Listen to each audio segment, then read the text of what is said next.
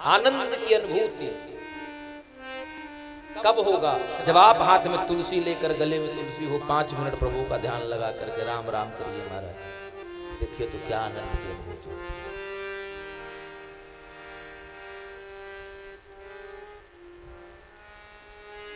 लेकिन जीव के अंदर सत और चित्त, इस मृत्युलोक में जितने भी जीवधारी हैं सबके अंदर सत और चित्त व्याप्त है, सबके अंदर रहता है। लेकिन कैसे रहता है? अप्रत्यक्ष रहता है। एक लोगों ने कहा महाराज जी भगवान कहाँ रहते हैं, हमको दिखाइए। हमने कहा भगवान कहाँ रहते हैं दिखाइए। हाँ, हम कैसे माने भगवान हैं? हमने कहा भगवान है तभी तो हम हैं, भगवान है तभी हमारा अस्तित्व है, तभी यह शरीर चला है, मान है। यह प्रकृति नित्य प्रति बढ़ती है, घटती है। लेकिन वह व्यक्ति माना नहीं। सोचते सोचते एक बात दिमाग में आई कि एक बोर्ड में एक बल्ब लगा था, वो बल्ब जल रहा था, लेकिन दूर एक होल्डर लटक रहा था, वो उसमें लगा बल्ब नहीं जल रहा था। तो हमारे मन में निकला, हमारे मन में आया, कहा भैया एक बात बताओ, विद्युत कहाँ है, बिजली कहाँ रहती है, देखे हैं? बोले हाँ हम देखे हैं बिजली को, दिखा सकते हैं।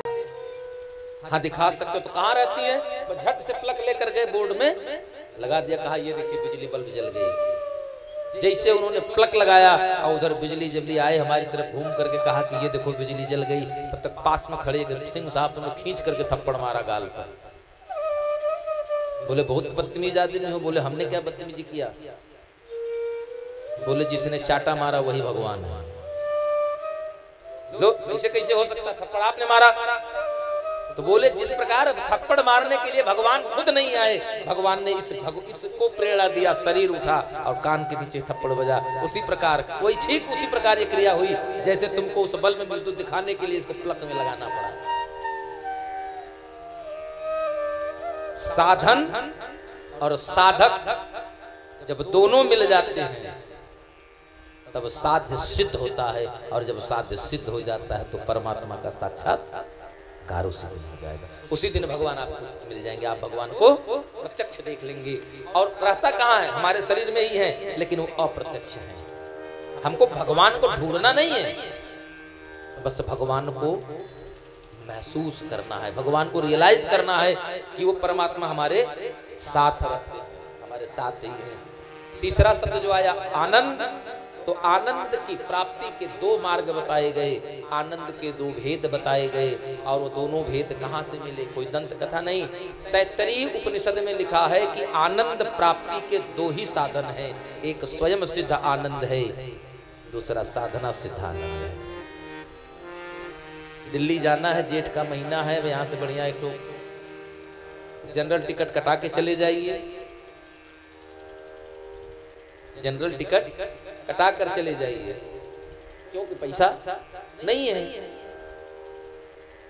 और दूसरा इतनी मेहनत कर लीजिए, इतना मेहनत कर लीजिए, इस शरीर को इतना तपा दीजिए संतों की तरह, न ठंडे का एहसास रहे ना गर्मी का एहसास रह जाए।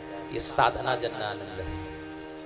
कमा करके गाड़ी खरीद लिए, गाड़ी में बैठकर चले तो जाएंगे, लेकिन गड़िया से निकलेंगे फिर बाहर में, फिर धूप का एहसास होगा। लेकिन जब सिद्ध कर लेंगे, साधना कर लेंगे, तो ये तन जो है इससे कोमल कोई नहीं, इससे कठोर कोई नहीं। इसीलिए कहा गया कि असाधना जन्य आनंद और स्वयं सिद्ध आनंद। तो साधना जन्य आनंद जो है वही शाश्वत है, और वही कौन है? सच्चिदानंद। आनंद घट घट करई आनंदा, ताकहु नाम सच्चिदानंदा। और गोस्वामी तुलसीदास जी कहते हैं, आजो आनंद सिंधु सुख राशि, करते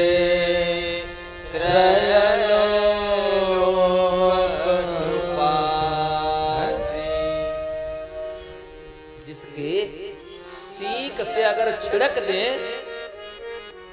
समग्र सृष्टि। अब आप सोच लिए 125 करोड़ जनता खाली भारत में है, 84 लाख योनि है, तो इतने कितनी जनता होगी, कितना जो होगा सब सुखी हो जाता है। ऐसे भगवान हम आप सबके साथ। अच्छा क्या है ये, करते क्या है? आज सिर्फ इसी श्लोक पर थोड़ा बहुत चर्चा करेंगे, उसके बाद जैसे आगे हरि जी की इच्छा होगी। सच्चिदानंद रूपाय, ये तो भगवान का स्वरूप है। यद्यपि हरि अनंत, ये भगवान है। हरि अनंत कहां कहां दिखाया? माता कौशल्या को दिखाया, कब? कागभूषुंडी को दिखलाया, तब माटी खा करके मैया यशोदा को दिखलाया, तब तो क्या दिखलाया? रोम रोम प्रतिलागे कोटि कोटि ब्रह्मांड। एक एक रोमा में हो करोड़ों करोड़ ब्रह्मांड लटक रहे हैं। मैया को दिखाया, क्या दिखाया?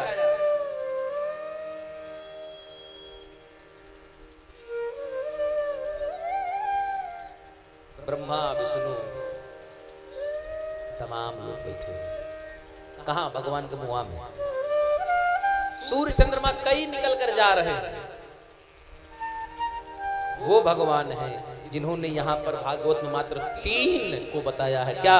सच्चिदानंद, सत्य, चित और आनंद। श्रीमद् भागवत महापुराण की रचना जो हुआ है,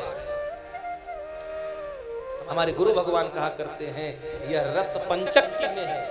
श्रीमद् भागवत महापुराण की जो रचना है वो रस पंचक की है। और जब रस पंचक का उपबृंहण किया, इसको विस्तार किया, तो उसी के अंतर्गत पूरे 18,000 श्लोक रूपी भागवत महापुराण का ग्रंथ जा गया। बोलिए राधे।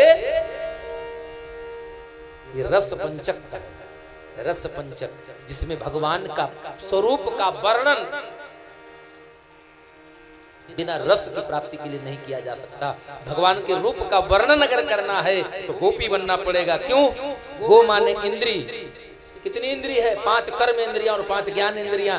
10 इंद्रियों से जो हमारे श्री ठाकुर के विग्रह का रूप सौंदर्य रसपान करे वही।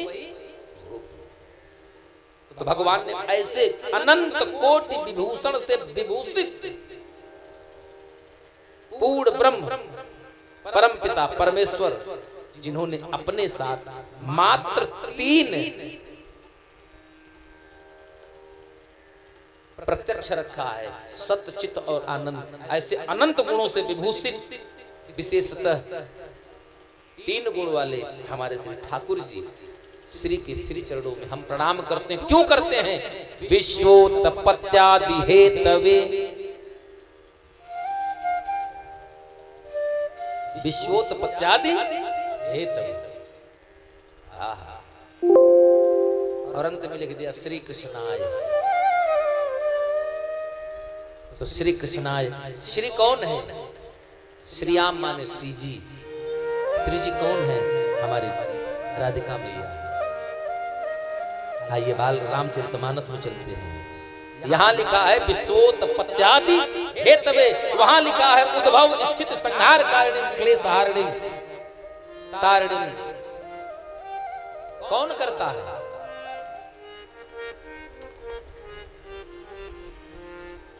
कौन करता है? हमारी जानकी मैया। उद्भव स्थित जो प्रकट करती है, स्थित जो पालन करती है, और क्या करती है? इच्छा भर जाए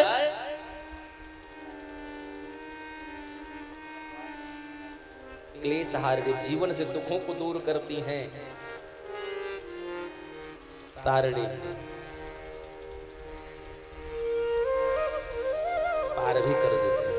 वो जानकी मैया, ये राधिका मैया, ऐसे जो विश्व के उद्भव यानी कि उत्पन्न होने, प्रकट होने, स्थित, रुकने, चलायमान होने पर, और तीसरा जिसका सृष्टि का संहार होने में, उद्भव स्थित संहार, जो तीनों के द्योतक हों, जो तीनों के कारण हैं, ऐसे श्री जी के साथ विराजमान भगवान श्री कृष्ण क्या करते हैं? तापत्रय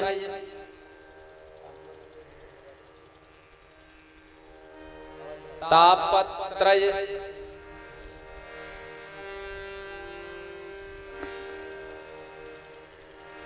भगवान क्या करते हैं? हमारे जीवन में कितना ताप था। अरे कहीं महाराज चूल्हे के लगे बैठ जाओ तो ताप, ज्यादा खा लो तो ताप, पड़ोसी घरे फार्चूनर रह जाए तो ताप, जेठानी का बेटा कलेक्टर हो